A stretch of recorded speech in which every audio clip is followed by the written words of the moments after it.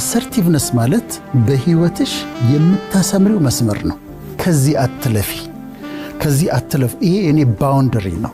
ከይሉኝታ ርቀሽ መብትሽን የማስጠበቅ ችሎታ አሰርቲቭነስ ይባላል። አሁን ፓሲቭነስ ከሆነ የምትከታዩ ጸጥ ብለሽ እንደተቃጠልሽ ዝም ብለሽ ጨርሰሽ ትወጫለሽ።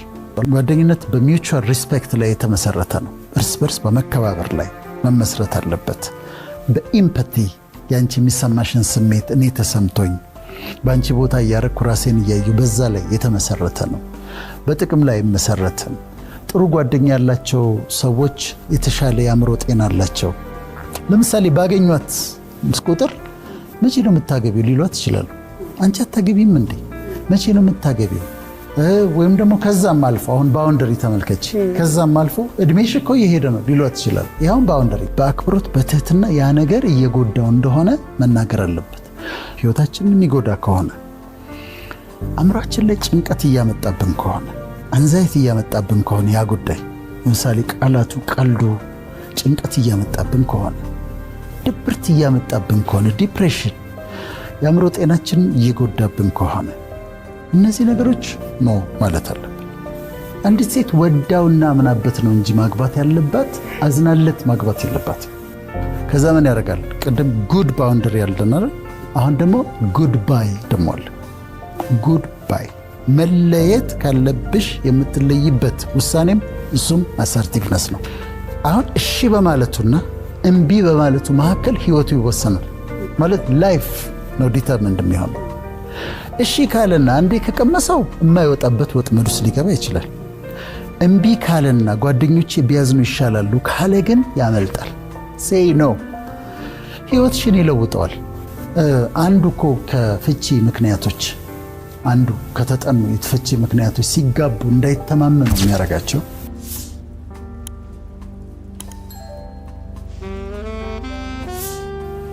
በስነ ልቦና አሰርቲቭነስ ይባላል። ምን ማለት እንደሆነ በምሳሌዎች ላስረዳ። ከዚህ ለስራ አንድ ቦታ እየሄድሽ ነው። ሌትስ ለንደን ልትሄጂ ነው። ትኬት ቆርጠሻል። ትኬት ስትቆርጪ ወንበር መርጠሻል። እንደኔ ከሆንሽ ወደ መስተዋቱ ዊንዶ ሲት የምትወጂ ከሆነ አውሮፕላኑ ሲነሳ ሲያርፍ ትወጃለሽ። እሱን ትኬት ኦፊስ ሰጥተውሻል ወይም አንቺ መርጠሻል። ያን ስትገቢ አውሮፕላኑ ስትገቢ ሌትስ ያንቺ ወንበር 12A ነው የመረጥሽው። መስተዋቱ ጋር ያለው ወንበር ነው።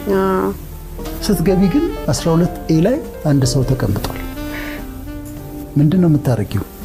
አሁን በማንነትሽ ባለሽ አሰርቲቭነስ ይወሰናል።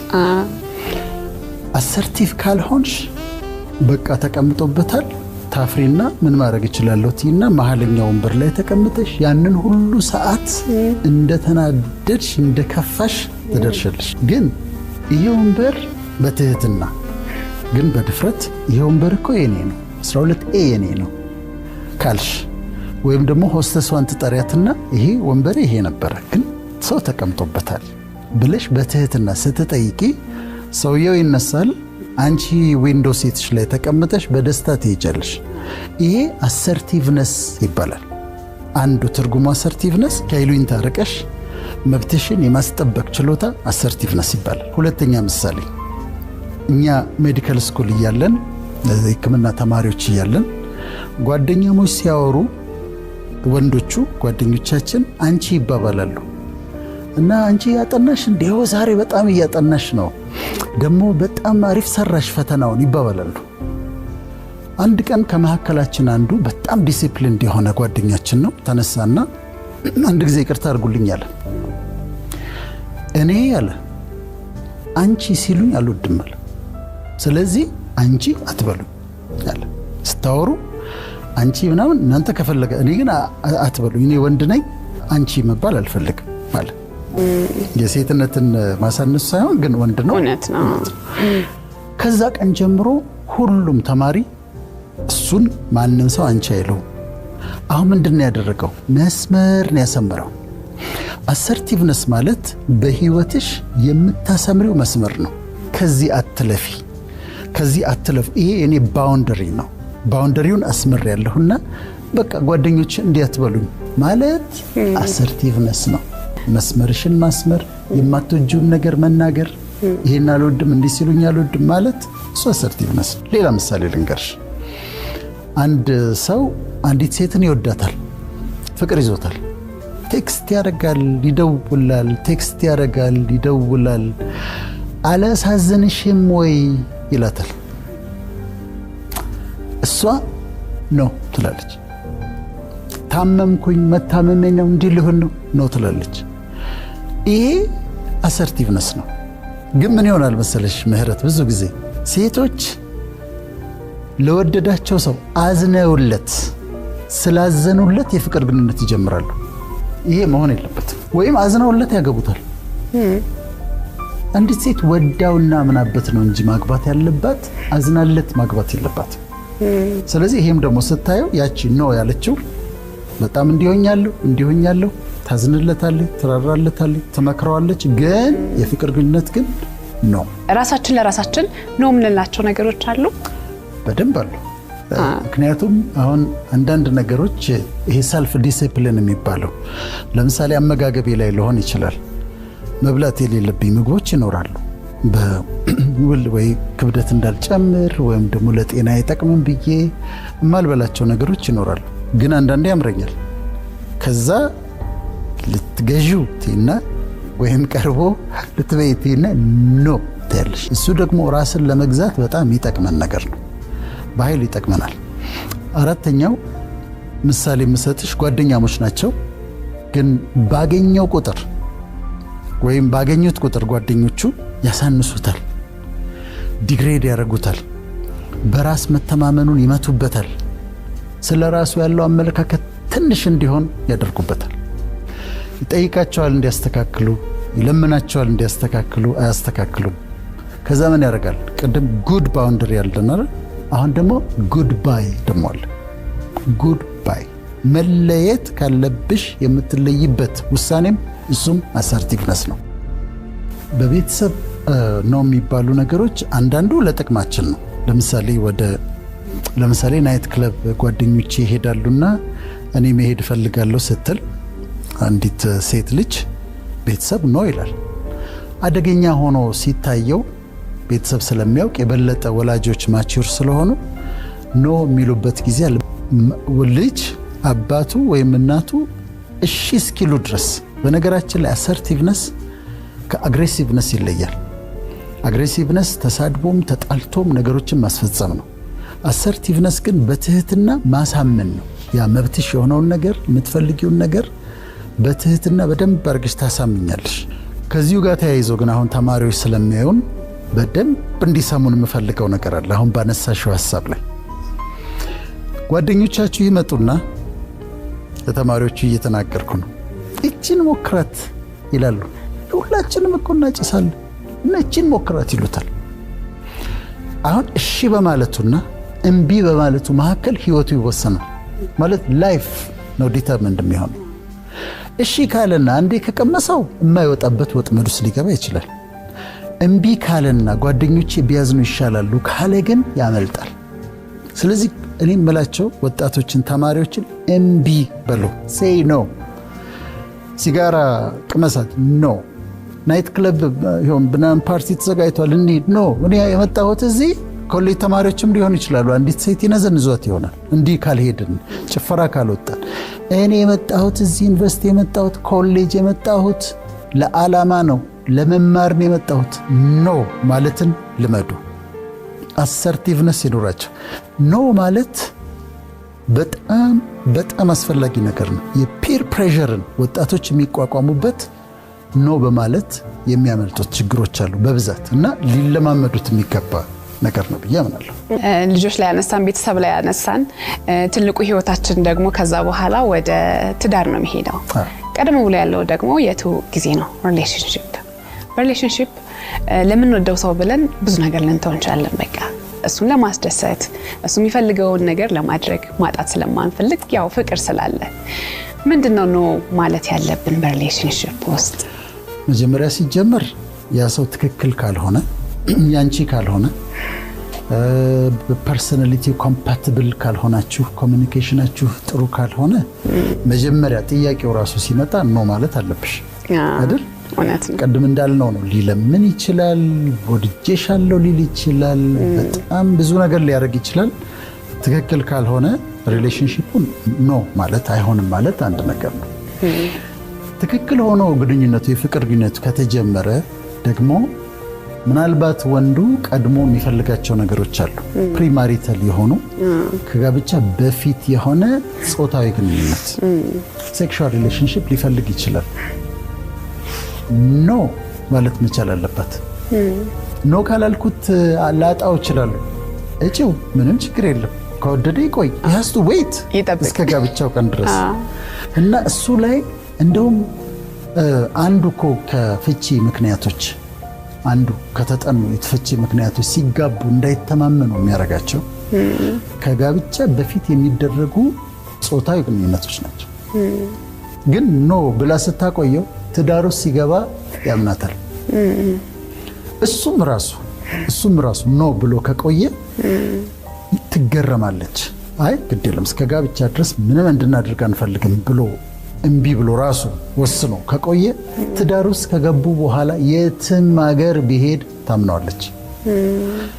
ቅድሚያ ከጋብቻ በፊት ግን የሚደረግ ጾታዊ ግንኙነት ሲገቡ እንዳይተማመኑ ያደርጋል። ከጋብቻ በፊት ከኔ ጋር እንዲማረግ ከቻለች ከሌላ ሰውም ጋር አድርጋለች፣ ከጋብቻ በፊት እንዲማረግ ከቻለ እሱ ሊያደርጋል ብለው አለመተማመን ያመጣል። ስለዚህ እዚህ ጋም አይ ማለት ኖ በጣም እኮ አሪፍ ነገር ነው። ስለዚህ አሁን እንዲለምዱት ነው የምንፈልገው። አሰርቲቭነስን መብታቸውን ማስጠበቅ ያለባቸው ቦታ ላይ በትህትና በአክብሮት፣ ባውንደሪ ማስመር ያለባቸው ቦታ ላይ በትህትና በአክብሮት፣ እምቢ ማለት ያለባቸው ቦታ ላይ ታስረዳዋለች። ይህ ይሄድብናል ልንጋባ አይደል እንዴ? ስንት 10 ዓመታት እኮ አብረን እንኖራለን እና ሌትስ ዌይት እንጠብቅ ብላ ማስጠበቅ መቻል አለባት። እና እንደሱ ሲሆን ትዳሩ ሲገቡ በኃይል ያማረ ግንኙነት ይሆንላቸዋል ማለት ነው። ጓደኝነት አሁን ጓደኛሞች ያዩናል አይደለም? ይህንን ወስደው መጠቀም አለባቸው። ምን ያድርጉ? ሲገናኙ 3-4 ቢሆኑ የማይወዱትን ነገር ይነጋገሩ። እኔ እኮ የኛው እኮ አልወደውም ትበልና ትንገራቸው ወይም ይንገረው። ያው እንትን እያልኩ ነው እንጂ እቺኛዋን ቀልድ አልወዳትም። ለምሳሌ በአካል ላይ የሚቀለዱ ቀልዶች አሉ። በቆዳ ቀለም፣ በቁመት ርዝመት ማጠር እንደዚህ የሚቀለዱ ቀልዶች አሉ። ላይወደው ይችላል፣ እሱ ላይወደው ይችላል። ግን ዝም ብሎ ይስቃል። ግን ሁሌ ይከፋዋል፣ ውስጡን ያብሰለስላል በጣም። ስለዚህ ጓደኛሞች ከሆኑ ግልጽነት ማምጣት አለባቸው። እቺኛዋን ነገር ነው የማልወዳት፣ እንደውም እቺን ፕሮግራም አብረው አይተው መነሻ ሊያደርጉት ይችላሉ። ይሄኛውን ነገር አልወደውም ማለት። ሌላ ጓደኝነት ላይ ይሉኝታ ሲይዝ አንዷ ለምሳሌ የልጇን ትምህርት ቤት ልትከፍል ነው። ሰኞ ትምህርት ቤት መክፈል አለባት። ቅዳሜ ጓደኛዋ ትመጣና ብር አበድሪኝ ትላታለች። አሁን እሷ ብታበድራት ጥሩ ነው፣ ብትሰጣት እኮ ጥሩ ነው። ግን የልጇን ትምህርት ቤት ሰኞ መክፈል አለባት። ግን በይሉኝታ ምን ታደርጋለች? ጓደኛዬ ጠይቀኝ እንዴት አልሰጣትም ብላ ትሰጣታለች። ሰኞ ከትምህርት ቤት ይደወልላታል። ይሄ የማይሆን ነገር ነው። ስለዚህ ማስረዳት። ቅድም ያነሳሁት አለ 3 ናቸው። ፓሲቭነስ፣ አግሬሲቭነስ እና አሰርቲቭነስ ናቸው። አሰርቲቭነስ በትህትና አስረድተሽ በአክብሮት ኖ ስትይ ነው። አግሬሲቭነስ ለምሳሌ አውሮፕላን ውስጥ ገብተሽ ወንበርሽ ላይ ከተቀመጠው ሰውዬ ጋር ከተጣላሽ ነው፣ ወንበሬ ነው ተነሳ ምናምን ብለሽ ከተጣላሽ አግሬሲቭነስ ነው። ፓሲቭነስ መካከለኛው ወንበር ላይ በቃ ምንም ማድረግ አልችልም ብለሽ ስትቀመጪ ፓሲቭነስ ነው። ከነዚህ ሁሉ በጣም ጥሩ አሰርቲቭነስ ነው። ሲኒማ ቤት ገብተሻል እንበል። ሲኒማ ቤት ገብተሽ ከኋላሽ የተቀመጠው ሰውዬ እግሩ እንደዚህ ያጫወተ እግሩ ይነቃነቃል እና እግሩን ሲያነቃንቅ ወንበሩን ይመታዋል፣ ጓ ያደርጋል። አሁን ፓሲቭነስ ከሆነ የምትከታዩ ጸጥ ብለሽ እንደተቃጠልሽ ዝም ብለሽ ጨርሰሽ ትወጫለሽ። አሰርቲቭ ኮንሽንስ ዞርቲና እንትን ጫማ እየረበሸኝ ነው ሶሪ ብለሽ በአክብሮት በትህትና ህይወትሽን ይለውጠዋል። አሰርቲቭነስ በጣም ይለውጠዋል። ጓደኝነት በሚውቹዋል ሪስፔክት ላይ የተመሰረተ ነው። እርስ በርስ በመከባበር ላይ መመስረት አለበት። በኢምፓቲ ያንቺ የሚሰማሽን ስሜት እኔ ተሰምቶኝ በአንቺ ቦታ እያረኩ ራሴን እያየሁ በዛ ላይ የተመሰረተ ነው። በጥቅም ላይ መሰረትም። ጥሩ ጓደኛ ያላቸው ሰዎች የተሻለ የአእምሮ ጤና አላቸው። ያ ግን የሚሆነው ተነጋግረው የሚወዱትንና የማይወዱትን ነገር ተነጋግረው ይቺን አልወድም ሁለተኛ እንዲህ እንዳትሉኝ እንዲህ ስትሉኝ አልወድም። ለምሳሌ ባገኟት ቁጥር መቼ ነው የምታገቢው ሊሏት ይችላሉ። አንቺ አታገቢም እንዴ? መቼ ነው የምታገቢው? ወይም ደግሞ ከዛም አልፎ አሁን ባውንደሪ ተመልከች፣ ከዛም አልፎ እድሜሽ እኮ እየሄደ ነው ሊሏት ይችላሉ። ይሄውን ባውንደሪ ባልና ምጣልሽም ይመጣል። ይሄ ነገር እሷ በተገናኙ ቁጥር ዳውን የሚያረጋት ከሆነ ስትለያይ ከነሱ ጋር ተጫውታ ስትለያይ ከፍቷት አንድ ሳምንት የምትቀመጥ ከሆነ ሻሱ ተልተም ይሄን ነገር እኮ አልወደውም ማለት አለበት። በግልጽ ካደረጉት ከዛ በኋላ ተከባብረው ህይወታቸውን ኢንጆይ ያደርጋሉ። ቅድም ያነሳሽልኝ ላይ አንድ ነጥብ ልጅ ወላጆች ላይ ከፓረንቲንግ ስታይልስ የሚባሉ አሉ። ከፓረንቲንግ ስታይልስ አንዱ ፐርሚሲቭ የሚባለው ፓረንቲንግ ስታይል ነው። ፐርሚሲቭ ፓረንቲንግ ስታይል ልጅ የሚለውን ነገር ሁሉ እሺ ማለት ነው። አይፓድ ይገዛልኝ፣ እሺ። ላፕቶፕ ይገዛልኝ፣ እሺ። ስልኬ ይቀየር፣ እሺ። ለረፍት ዱባይ መሄድ ትፈልጋለሁ፣ እሺ። ጓደኛዬ ቤት ማደር ፈልጋለሁ፣ እሺ። አሁን አባትና እናት ምን ማድረጋቸው መሰለሽ? ለልጆቹ በቃ ሀብት አላቸው፣ የወደደውን ሁሉ ማድረጋቸው ነው።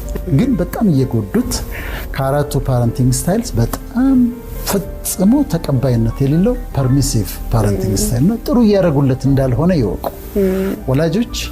እኔ ለልጆቼ ማድረግላቸው ነገር አለ።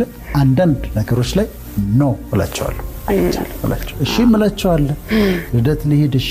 እንደዚህ እሺ። ዴንጀር የሌለባቸው አጥንቼ ከወላጆቻቸው ጋር ተደዋውዬ አደጋ የሌለበት። ከዛ አንዳንድ ነገር እነሱ ጥሩ የመሰላቸው ግን ጥሩ ያልሆነ ነገር ሲመጣ የዛ ጊዜ ኖ እላቸዋለሁ። እና ወላጆች ገንዘብ ስላላቸው ጥሩ ነገር ያደረጉ እየመሰላቸው ፐርሚሲቭ ሆነው ሁሉን ነገር ለልጅ እሺ ካሉ ልጆቻቸውን ችግር ውስጥ ይከታሉ። ስራ ህይወት ደግሞ ስንሄድ ይሄው ጉዳይ አለ፣ ሁሉም ቦታ አለ ብዬ ነውና አንዳንዴ ሁሉን ነገሮች ይሄን አድርግ ሲባል እሺ፣ ይሄን አድርግ እሺ፣ እዚህ ሂድ እሺ፣ ይሄንን ውጣ፣ ይሄን ወረድ እሺ የሚል ሰራተኛና ኖ የሚል ሰራተኛ እኩል የሆነ አይነት ሁኔታ አለው ብዬ አላስብም ባሰሪው። ይሄን እንዴት እናስኪዳ? አይ ቲንክ ይሄኛው ከሁሉ የሚከብድ ይመስለኛል። አለቃ ነው። ከዛ አልፈው ያ ሰው ከተሰጠው ጆብ ዲስክሪፕሽን የሥራ ዝርዝር ውጪ የሆኑ ነገሮችን እንዲሰራ ይጠየቃል። ደስተኛ አይሆንም።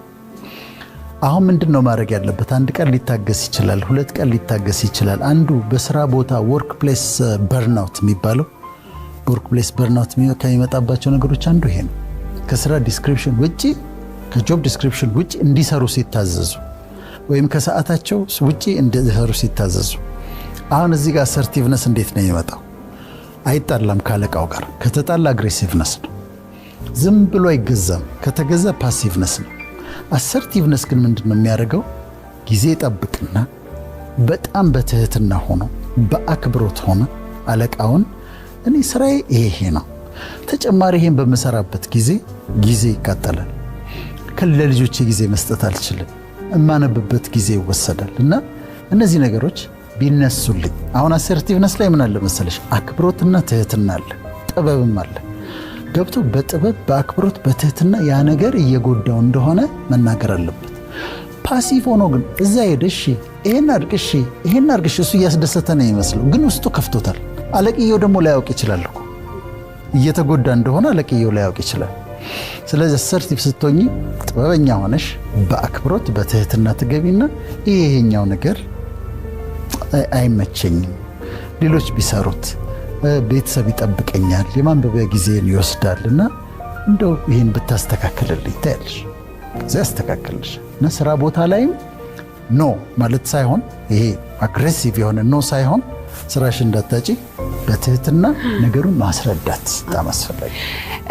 ይሄ ሁሉ ነገር ሲሆን ይደጋገማል፣ ጊዜ ይወስዳል፣ እድሜያችንን እውቀታችንን ብዙ ነገር ልናጣበት እንችላለን። ኖ በማለት ውስጥ መቼ መሆን አለበት?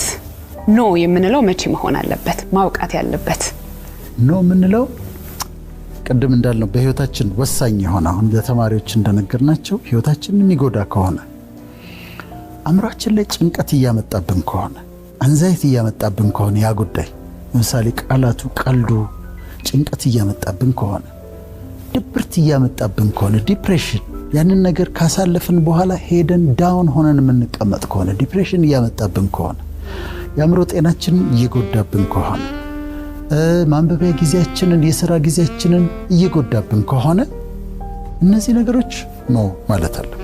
ስለዚህ ጊዜያችንን የሚፈጅብን ከሆነ ገንዘባችንን የምናጣበት ከሆነ የልጆቻችን የምንሰጠውን ጊዜ የሚወስድብን ከሆነ ጭንቀት የሚያመጣብን ከሆነ ድብርት የሚያመጣብን ከሆነ አላስፈላጊ ሪሌሽንሺፕ ውስጥ የሚያስገባን ከሆነ ቅድም እንዳልነው ነው ባል ማለት ባለመቻል ስላሳዘናት ፍቅረኛዋ ካረገችው ራሷን ከባድ ችግር ውስጥ ይሄ ደግሞ የማይወጣበት ችግር ነው።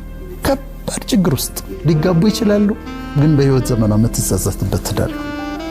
ዩኒቨርሲቲ ተማሪ ሆና በንዝነዛ አንዱ ተማሪ ወደድኩሽ አበድኩ ምናምን ልብ የተቃጠለ ብሎ ከዛ እስከ እሷ ጋር ግንኙነት ጀምሮ ወደ ጾታዊ ግንኙነት ከወሰዳት ምን ይሆናል? ስለሚያዩን ነው ወጣቶች። እርግዝና ይመጣል፣ ሴክሹዋሊ ትራንስሚትድ ዲዚዝ ይመጣል፣ ኮምፕሊኬሽን ይመጣል፣ አደጋ ይመጣል። በኋላ ልትተው ስትል አንዴ ከጀመሩ በኋላ አልተውሽም ይመጣል፣ ቫዮለንስ ይመጣል። ኖ ማለት በአክብሮት እና በትህትና እጅግ በጣም አስፈላጊ። ይህንን ደግሞ መጨረሻ ነጥብ የማደርገው መቼም ከፈጣሪ የበለጠ ደግ የለም አይደል? ከፈጣሪ የበለጠ ቸር የለም። ግን እሱን ስንጠይቀው በጸሎት ስንጠይቀው አንዳንዱን ራይት አዌ የስ ይላል፣ ሁለተኛው እሺ ይልና ግን ጊዜ አለው ነገርን ሁሉ በጊዜ ውብ አድርጎ ሰራው ስለሚል ጊዜ ይቀጥርለታል። 6 ወር ሊሆን ይችላል፣ ከዓመት በኋላ ከወር በኋላ ሊሆን ይችላል፣ ግን ጊዜ ይቀጥርለታል። አንዳንዱ ግን ማወቅ ያለብን ስንጸልይም እሱ ራሱ በጣም ደግ የሆነው ቸር የሆነው ኖ የሚልበት ጊዜ አለ። ያንን ሪስፔክት ማድረግ ያስፈልጋል። ሳውዝ አፍሪካ ካልሄድኩ ትይዋለሽ፣ ከዛ ቪዛ እንዲመታልኝ ብለሽ ጾም ጸሎት ይዘሽ ምናምን ከዛ ስትገቢ ትከለከያለሽ። ከላይ ኖ ብሏል። ለምን? ሄደሽ እንደማትጠቀም ያውቃል። በረከትሽ እዚህ እንዳለ ያውቃል። እድል ፈንታሽ እዚህ እንዳለ ያውቃል። ስለዚህ አንዳንድ ነገሮችን ይከለክለናል፣ አይሆንም ይላል። እንደውም አንዱ እኔ ፈጣሪን እግዚአብሔርን የምወድበት ምክንያት አንዳንድ ነገሮችን ጠይቄው በህይወቴ አይቻልም ብሎኝ ያውቃል። በድርጊቱ አይሆንም ብሎኝ ያውቃል። ያ ግን ከቆይቼ ሳየው ያ አይሆንም ያለኝ ነገር ግን እሱ ልክ ነበረ፣ በጣም ልክ ነበረ። እኔ ልክ አልነበርኩም። ፈልጌው የነበረው ነገር የሚያጠፋኝ ነው። እንደውም ፈቃድ ይሁን ካልሽው እኮ እሱ መርጦ እሱ አዘጋጅቶ በትክክለኛው ጊዜ በትክክለኛው ቦታ መልካም ያደርጋል። አንዳንዴ ግን እሱ እምቢ ሲለን እኛ በራሳችን እነሳና በራሳችን ወይ በሌላ መንገድ ትክክለኛ ባልሆነ መንገድ ሄደን ጉቦም ከፍለን ምንም አድርገን ብድግ ብለን ሄደን እንጎዳለን ከፈቃድ ውጭ ወጥተን። ስለዚህ በአንዳንድ ንግግሩ እሱ በድርጊቱም አይሆንም ሲልሽ እሺ አመሰግናለሁ ብሎ መስማማት ጥሩ ነው።